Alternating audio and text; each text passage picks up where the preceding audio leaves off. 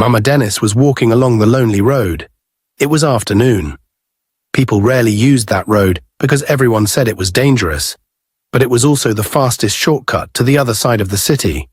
The sun was high, the air was dry, and the ground was full of dust. Mama Dennis walked slowly, dragging her worn slippers as she moved. Her clothes were dirty and torn. Her blouse had holes in it, and her wrapper was faded and stained. Her grey hair was rough and uncombed, and her face looked tired. To anyone watching, she looked like a mad woman. People in the city had seen her many times, walking around and talking to herself. As she reached the middle of the lonely road, a man appeared from the corner. He looked around carefully, as if checking if anyone was watching. He wore a black t-shirt, black jeans, and a black cap. His smile was wide but strange, and his eyes were too sharp. He looked at Mama Dennis and walked toward her with slow steps. "Mama," he said softly, "you must be hungry. Come with me. Let me buy you something to eat." Mama Dennis stopped and looked at him closely. "No," she replied, "leave me alone." But the man didn't stop. He stepped closer and said, "Don't worry, I won't hurt you. Just come with me. Let me help you." "I said leave me alone," Mama Dennis said again, turning to walk away. The man followed her. He smiled, but there was something dangerous behind that smile. Then, from the other side, a woman appeared. She looked young and beautiful. She walked fast, like someone in a hurry. She came close to Mama Dennis and spoke with a sweet voice.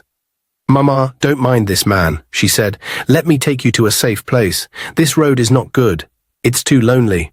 Come with me." Mama Dennis stopped again. Now she was confused. The man was still close, and now this woman had joined him. They both were smiling, but their eyes were saying something different. "She is with me," the man added quickly. "We just want to help you." Suddenly, a young girl came running toward them from a corner. She looked simple and tired. "Mama, don't go with them," she shouted. All of them turned to look at her. "They are working together. They are kidnappers." The woman's face changed immediately. Her fake smile disappeared, and she looked angry. "What are you talking about?" she shouted. "Mind your business." The girl stepped forward without fear. "I've seen them before in another street. They always pretend to help old or poor people, but they take them and disappear. Mama, if you follow them, you may not come back alive." The man frowned and stepped forward. "Who are you to stop us? You don't know anything." "Try me," the girl said loudly. "If you don't leave now, I will scream. Boys from nearby houses will come out. You know they won't ask questions. They will beat you before they even know what's happening. I will shout now, just watch me." The woman grabbed the man's arm. "She's serious," she said. "Let's go. She has spoiled everything." The man looked at the girl one more time, hissed loudly, then turned and walked away quickly with the woman. They disappeared into the bush path beside the road. The girl turned to Mama Dennis and held her arm gently. "Are you all right, Mama?" Mama Dennis looked at her with tired eyes and gave a small smile. "Thank you, my daughter," she said. "You saved me." The girl nodded. "Mama, what are you doing here alone? This road is not safe, and you don't even sound like a mad woman." Mama Dennis looked down and sighed. "You won't understand," she said quietly. "People see me and call me mad. They don't know my story. But it's okay. You have a good heart." The girl looked surprised. "My name is Ada," she said. "I just finished university 4 months ago. I've been jobless since then. I stay with a friend. I have no money, and life is very hard. But I couldn't just stand there and watch them take you."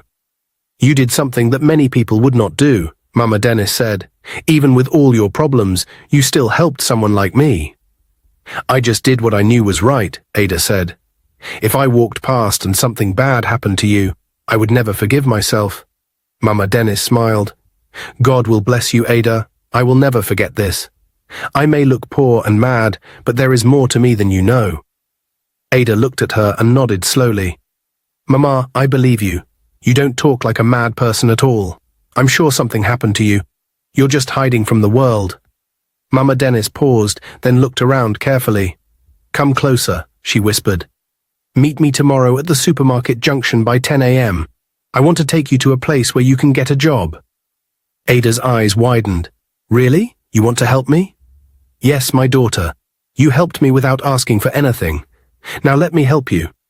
Ada's voice shook with emotion. "Thank you, Mama. I don't know what to say."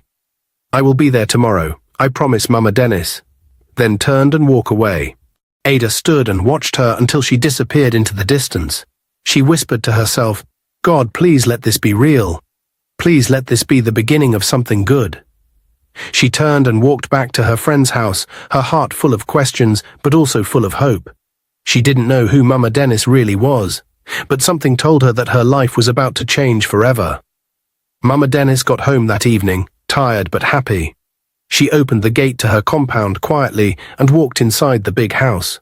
The guards greeted her, but she didn't say much. She went straight into the house, where her only son, Dennis, was seated in the living room. He looked up when he saw her. "Mum, why are you dressed like this?" "You look like you've been walking through dust all day," he said, raising his eyebrows. She smiled and sat down on the couch opposite him. "You won't understand, my son. Today I went out like this on purpose. I needed to be free, to think, to walk among people who don't know me." Dennis shook his head. "I don't understand, Mum. You're the mother of a successful CEO. Why dress this way?" She ignored his question and leaned forward. "I found a wife for you today," she said. Dennis laughed out loud. "Mum, not again. I told you I'm not ready." Her face changed. "You must be ready. I need grandchildren. You're getting older." "Mum, I'm only 34, he said. "I've told you before. All these girls just want my money. I don't want to marry someone who's after my name, my company, or my account balance. I don't trust them." She sighed. "You're successful, handsome, and have everything a woman could want in a man. But not every woman is like that, my son. This girl is different. She's kind. She saved me from kidnappers today. She didn't even know who I was, but she helped me without asking for anything. She's a good wife material." Dennis looked serious. "Mum, I'm sorry, but I won't judge her based on what you said. Maybe she helped you, and that's good. But still, I know how women are. They all love money." "Not all of them," Mama Dennis said firmly. "Some women still have a good heart." Dennis stood up and stretched. "By the way, Mum, I have a flight to catch by 8 p.m. tonight. I have a business meeting in Ghana tomorrow morning." She frowned. "So how will you see the new wife I found for you?" "Mum, I told you I'm not ready. I'm not looking for a wife now, maybe in 4 years' time. But for now, if you like her that much, let her work here. She can be cooking for me." "That's fine." Mama Dennis nodded slowly. "Fine, I will tell her. But I know one day, you'll see what I see. She's special." Dennis looked at his watch. "Let me go and rest a bit before heading to the airport." "Safe trip, my son," Mama Dennis said. "Go in peace and return safely." He smiled lightly, shook his head, and walked away to his room. Meanwhile, Ada got home that evening, still thinking about everything that happened. As she stepped into the one-bedroom flat she shared with her friend Patricia, the smell of palm oil and onions filled the air. Patricia was in the small kitchen. She turned and looked at Ada with surprise. "Where have you been since morning?" Ada smiled. "I went to walk around, clear my head, and something happened," she said. Patricia asked her what happened. "I helped a woman today," Ada said. "They call her mad in this area, but she's not mad. She was almost kidnapped by 2 people pretending to help her. I stopped them and saved her. She was so grateful. And guess what? She told me to meet her tomorrow at the supermarket junction. She said she'll take me to a place where I can get a job." Patricia stared at her in disbelief. "Wait, are you serious right now? A mad-looking woman promised you a job and you believed her? Ada, how pathetic can you be? You're so gullible and naive." Ada's face changed. "Why won't I believe her? You, hours ago, told me to go and look for money to pay my part of the house rent. You mocked me, saying I was sitting here jobless. Now I find someone who might help, and you're here saying rubbish." Patricia sighed. "Ada, I'm only saying the truth. You don't know this woman. What if she's one of those kidnappers pretending to be mad? People do that now. They wear dirty clothes and act like they're mentally unstable, then lure people into traps." Ada shook her head. "She's not like that. Her eyes are clear. She talks with sense. I felt peace around her. Something tells me she's real." Patricia raised one eyebrow. "Okay, no problem. It's your life. If you want to go and follow a mad woman around the city, go ahead. Just don't come back and say I didn't warn you." Ada walked past her and entered their small room. God, please let this be real, she whispered. I need this job. I need a new beginning. The next morning, Ada woke up early and made her way to the supermarket junction just before 10 a.m. Her heart was beating fast. She kept checking around, hoping to see Mama Dennis. She stood under a small tree for shade, waiting. A few minutes later, a sleek black car parked beside her. A well-dressed woman in her late 20s stepped out. She walked up to Ada with a smile. Are you Ada? She asked. Ada nodded slowly, unsure. Good, the woman said. Mama Dennis sent me to bring you to her house. Come with me. Ada stepped back immediately. Her mind flashed to the words Patricia had told her the night before. Her face became tight. I'm not following you anywhere.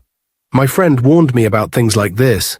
So you people now send women to do the job, right? You must be a kidnapper pretending to be sent by Mama Dennis. I'm not stupid. Let me start going before your other gang members come out from nowhere. The lady was shocked. Excuse you? She said, her face turning red. How dare you call me a kidnapper? I'm telling you Mama Dennis sent me, and you're here fooling yourself in public. Ada crossed her arms. You're already shouting. That's a red flag. That's what most kidnappers do. They send someone calm, then when you question them, they get angry. It's all part of the trick. Thank you, but I'm not going. The woman hissed, pulled out her phone and made a call. Mama, this local girl said she's not coming, she said into the phone. She's standing here like a soldier, refusing to enter the car. Ada could hear Mama Dennis's voice through the phone. Give the phone to her, Mama Dennis said calmly. The lady handed the phone to Ada, still frowning. Mama, Ada said carefully, you promised to take me there yourself. Why did you send someone else? I don't trust this. Mama Dennis laughed softly on the phone. My daughter, I know. You're being careful and that's good. But I'm old and tired. The place is far, and I didn't want to stress myself this morning. This lady is my personal assistant. She is safe. I will explain everything better when you come. Don't worry, you're in good hands. Ada breathed out slowly. Okay, Mama, if you say so. The call ended. Ada turned to the woman and said, Sorry for what I said earlier. But I still don't trust anybody. The world is not safe. The woman didn't smile. She was clearly still annoyed. No problem, she said coldly. Shall we go now? Wait, Ada said. Before we go, let's take a picture together. I want to send it to my friends. If anything happens to me, at least they'll have your face. The woman rolled her eyes but agreed. They both stood together. Ada brought out her small phone and snapped a selfie with her. She immediately sent it to Patricia and called her. Patricia, I just sent you the picture of a woman. If anything happens to me, please show it to the police, she said. Patricia laughed on the phone. Ada, you are too much. Anyway, good luck. I hope this one is not madness again. They entered the car, and after about 30 minutes of driving, they reached a quiet street, lined with beautiful houses and trimmed flowers. The car stopped in front of a large gate. The car drove in slowly, revealing a mansion that looked like something from a movie. Ada's mouth fell open. Where is this place? She asked. The woman said nothing. She parked and led her to the front door. Inside the house was even more beautiful. Gold curtains, glass tables, white marble floor, and the smell of vanilla filled the air. Mama Dennis was sitting in a luxurious armchair, wearing a beautiful lace gown with her hair nicely packed.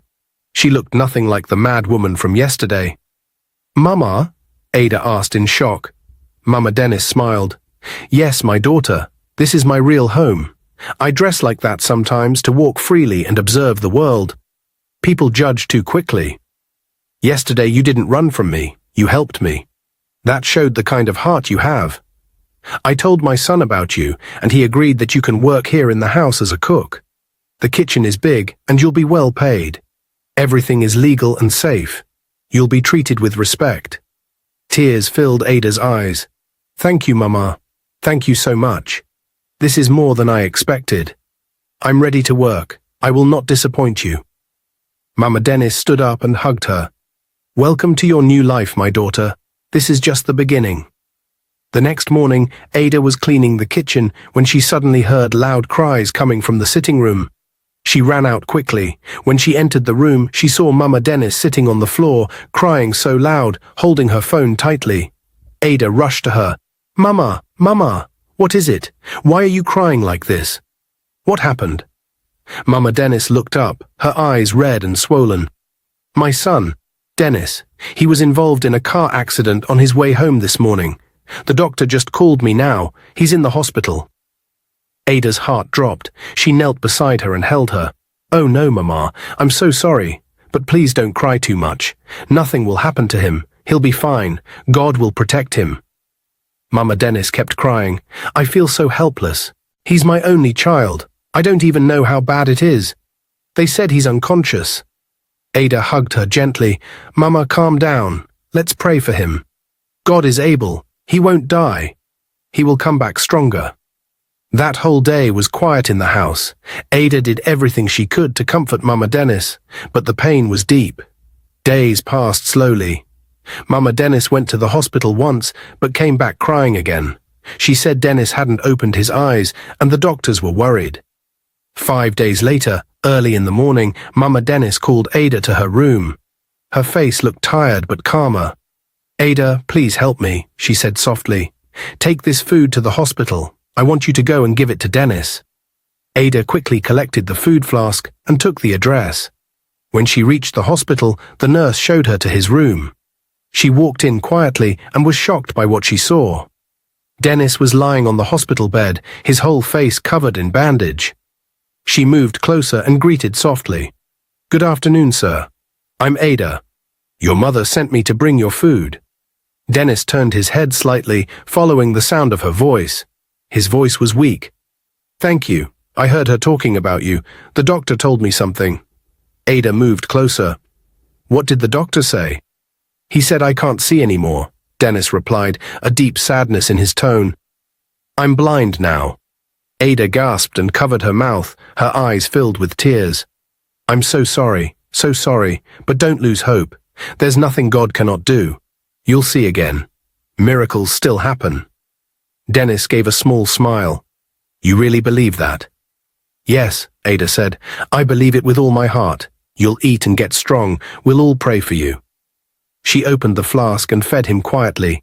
He ate slowly, listening to her voice. When he finished, she cleaned his mouth, packed the food, and stood up. "I'll come again, sir. Rest well." Dennis nodded. "Thank you, Ada." After she left, Dennis picked up his phone beside him and called his mother. "Mama," he said, smiling faintly, "I think she's so beautiful. I like her voice. Let's keep to the plan." Mama Dennis smiled on the other end of the line. "I told you, my son, she's special." Dennis was now back home from the hospital. He wore dark glasses to cover his eyes and used a walking stick to help him move around the house. Though he had not fully accepted his new condition, he was learning to adjust slowly. Mama Dennis was always by his side, helping him move, giving him strength, and encouraging him every day. Ada also did her best to make sure everything was in place: his food, his bath water, his space. She handled it all with love and care. One afternoon, Mama Dennis called Ada into her room. "Ada, my daughter," she said gently, "I want to travel to Abuja tomorrow morning. One of my childhood friends just lost her husband. I have to be there for the burial. I will be gone for 2 weeks." Ada nodded slowly. "Oh, sorry about your friend, Mama. That's sad." Mama Dennis sighed. "Yes, it is. But I have to go. Now please, I want you to take care of Dennis for me. You already know his routine. Help him walk around when he wants to, give him his food, and just be there for him. I trust him with you, Ada." Ada's eyes softened. "Don't worry, Mama. I will take care of him like he's my brother." "I promise," Mama Dennis smiled. "Thank you, my daughter. You are truly a blessing. I will miss you." "I will miss you too, Mama," Ada replied. "You have become like a mother to me. I'll be counting the days until you return." Mama Dennis stood and hugged her warmly. "God bless you. Remember, take care of my son. He needs you now more than ever." Ada nodded again, her heart calm but also nervous. The responsibility she had just accepted wasn't small. But in her heart, she was ready. The next day, Ada was in the kitchen preparing lunch, and Dennis was sitting quietly in the living room that morning. The house was quiet until the front door opened loudly. Heavy footsteps followed. He immediately recognized the voice. "Dennis, so you're here sitting like a king while I'm out there suffering." It was his uncle, his late father's elder brother, Mr. Jeremiah. The man walked in without greeting or respect, smelling of sweat and frustration. "Uncle Jeremiah," Dennis said calmly. "Good morning." "Good what?" the man snapped. "I didn't come here for greetings. I came for what belongs to me. Where's the monthly allowance you're supposed to send me?" Dennis adjusted himself in the chair. "Uncle, I just came back from the hospital. I was in an accident. My eyes, I can't see anymore." "And so," the man fired back, "what has that got to do with my allowance? Blind or not, your bank account still works." Dennis took a breath. "Uncle, do you even hear yourself? You haven't asked how I'm feeling. You didn't even visit when I was in the hospital. You didn't call once. You just want money. Is that all I am to you?" Jeremiah stepped forward.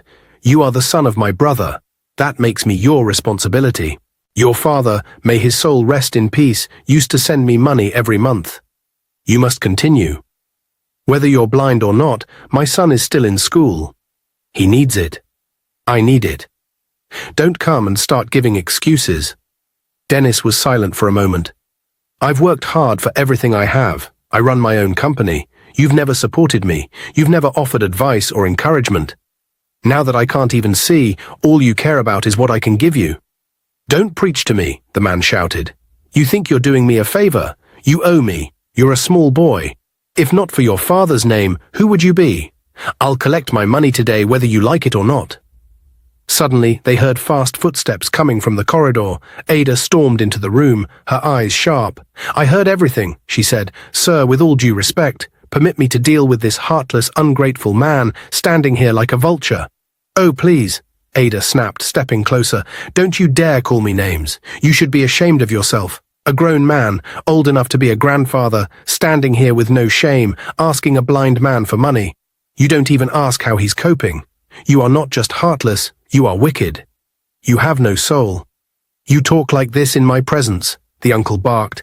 "Dennis, are you hearing this? Your house girl is insulting me and you say nothing." Dennis sat silently, his head lowered. He didn't move or speak. The uncle looked at him with disbelief. "So this is how it is now? You're letting this girl insult me like this?" Ada continued, "Yes, he's not saying anything because you deserve every word I said. And more. With all due respect, sir, leave this house now and never come back. If you try it again, I swear I will break your head with my bare hands. Lazy man."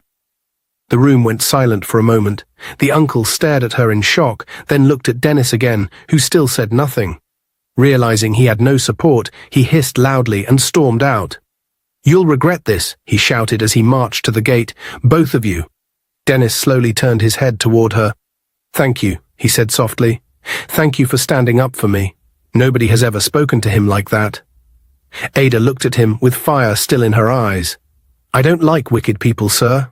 Especially the ones who pretend to be family but act like enemies. Don't worry, he will not come back again." Dennis smiled faintly under his dark glasses. "I'm lucky to have you here, Ada." "I'm happy to be here, sir. Always." 2 days later, Ada was in the kitchen preparing Dennis's lunch when she heard a knock at the door. She quickly wiped her hands and went to open it. Standing there was Patricia. Ada blinked in surprise.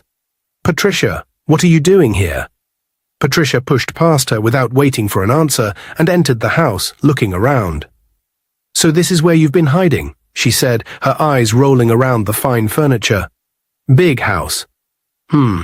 Since you started taking care of your blind boss, you don't even remember your friend anymore." Ada frowned. "Patricia, watch your tongue.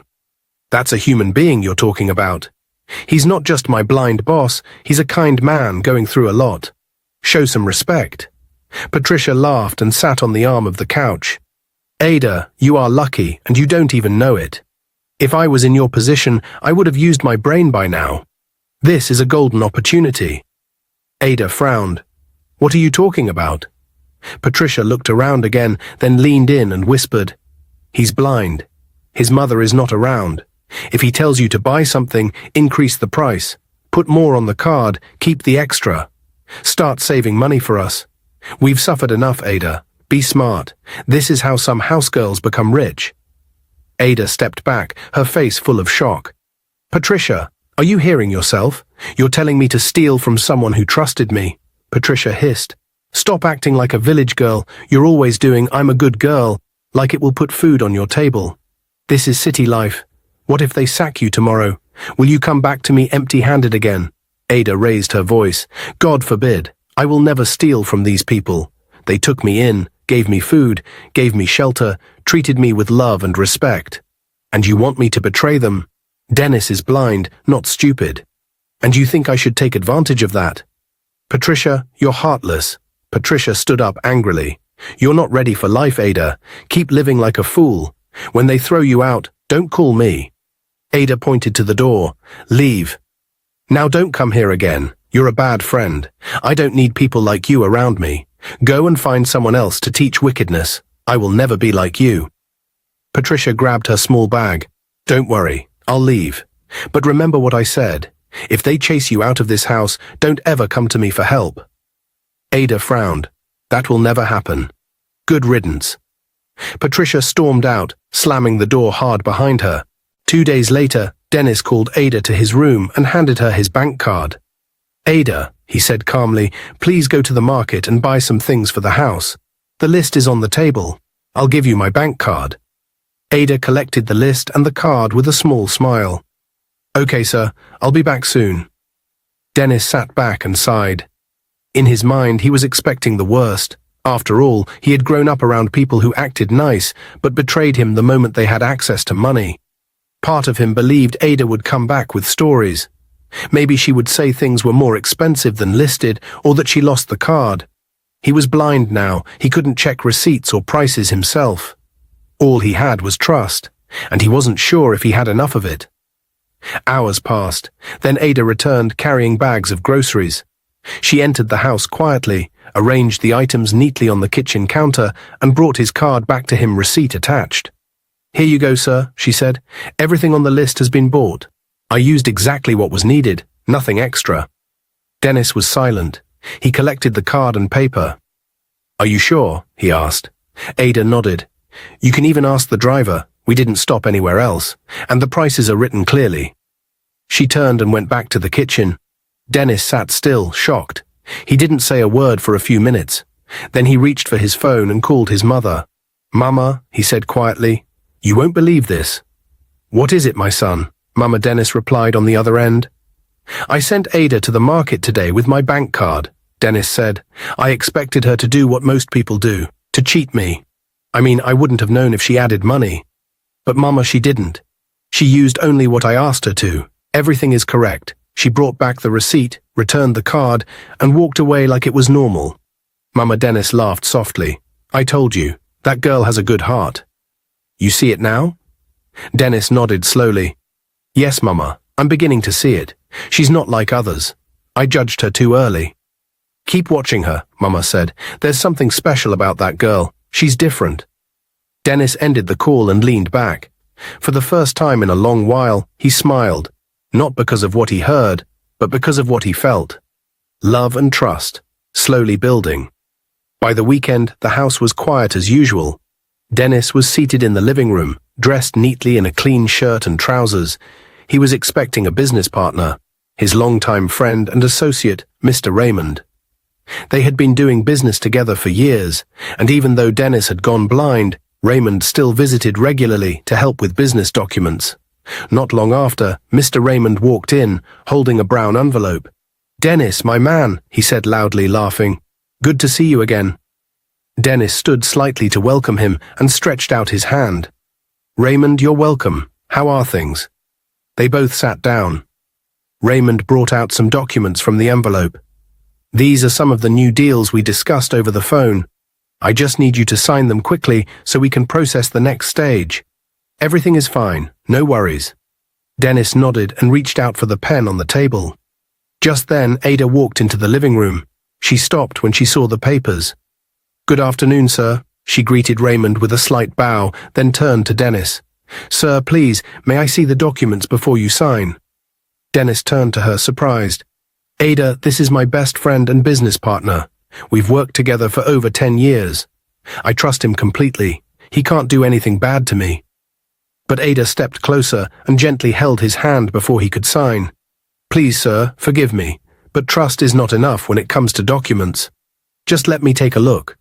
It won't take a minute. Something doesn't feel right. Raymond's face changed. He frowned and stood up slowly. Are you saying I'm trying to cheat him? Who are you? A housemaid telling a CEO not to trust his own partner? I don't like this girl's attitude. And I don't like yours either, sir, Ada replied boldly. If everything is fine, why are you afraid of me checking the papers? You should be happy someone is helping your friend. Raymond's face turned red. He packed the documents quickly and hissed. You know what? Keep your papers. Since I'm being insulted in this house, I'll take my business elsewhere. He stormed out, slamming the door behind him. Dennis sat silently for a moment. He was still trying to process what just happened. Ada sat beside him slowly. Sir, she said softly, I told you. That man is evil. If those papers were truly clean, why didn't he let me see them? I may not be a lawyer, but I know tricks when I see one. You could have signed away millions without knowing. Dennis leaned back in the chair. You're right, Ada. I thought he was my friend.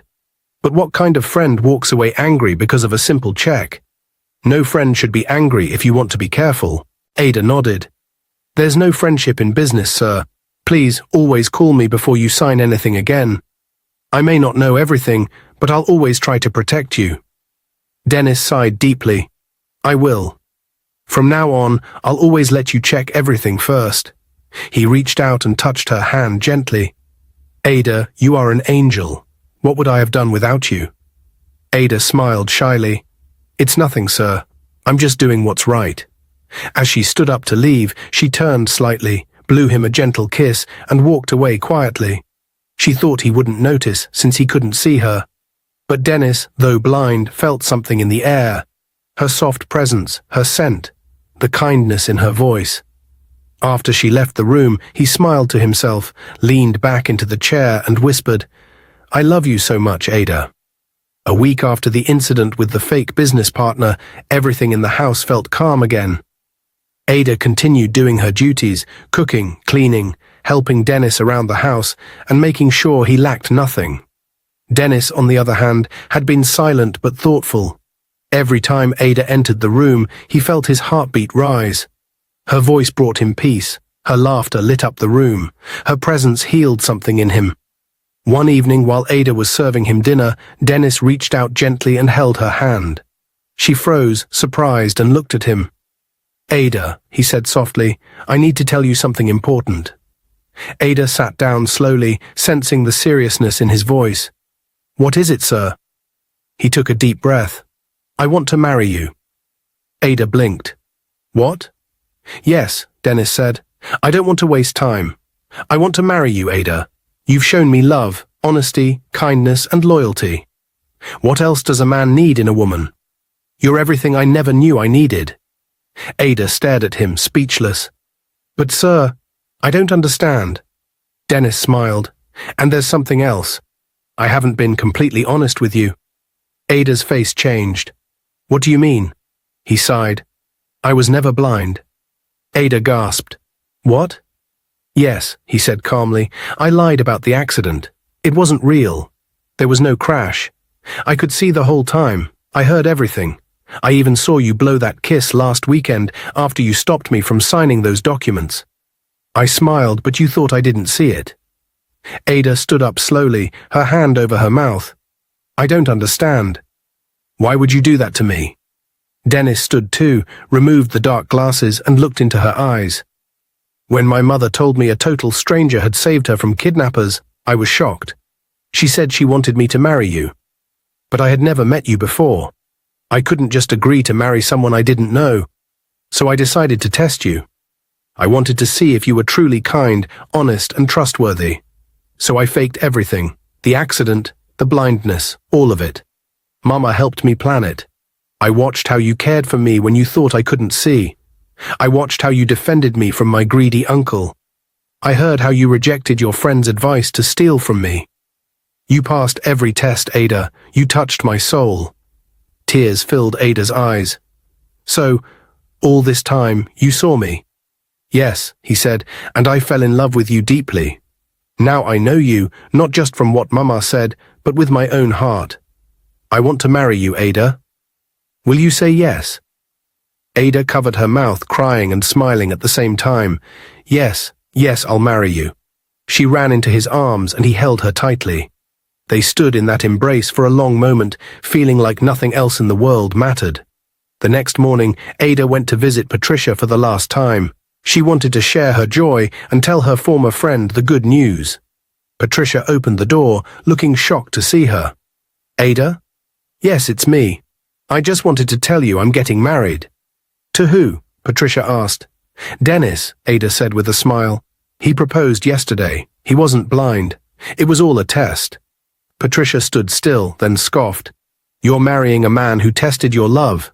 That's foolish. If I were in your shoes, I wouldn't marry him. A man who lies just to test a woman's loyalty is not worth keeping. He is useless. If he loved you, he wouldn't need to test you like a child. Ada smiled calmly. I understand your opinion, but I also know what I went through. I know who I saw in him. He wanted to be sure before giving me his heart. I passed the test, and he didn't betray me. I named myself foolish for coming here.